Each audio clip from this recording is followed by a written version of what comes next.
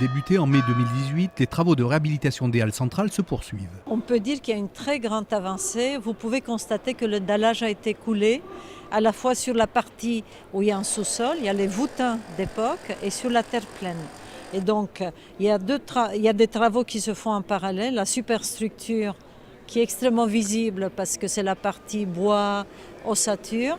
Et en même temps, il y a une partie beaucoup plus cachée qui se passe dans le sous-sol, dans les garages. Après avoir déterminé le choix des couleurs, la peinture de la charpente métallique est actuellement réalisée. C'est une belle charpente Baltard, de type Baltard.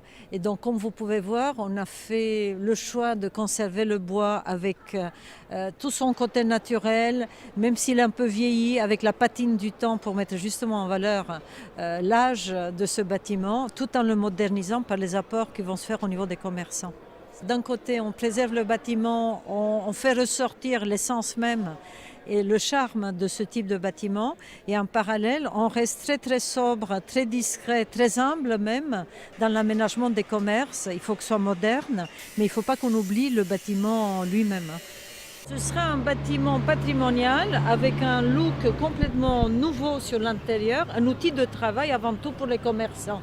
Quand les peintures vont être terminées et elles avancent bien et vous avez vu une jolie couleur, vous allez voir une belle couleur en dessous et avec une couleur vert de gris à l'extérieur qui est magnifique, qui va donner du cachet. Ensuite, la pose des vitres et la pose des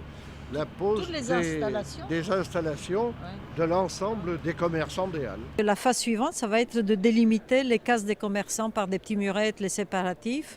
Et en même temps, au fur et à mesure qu'on va avancer du fond des Halles vers le devant, il y a l'ossature des étals qui va se poser. La livraison est prévue à la fin de l'été.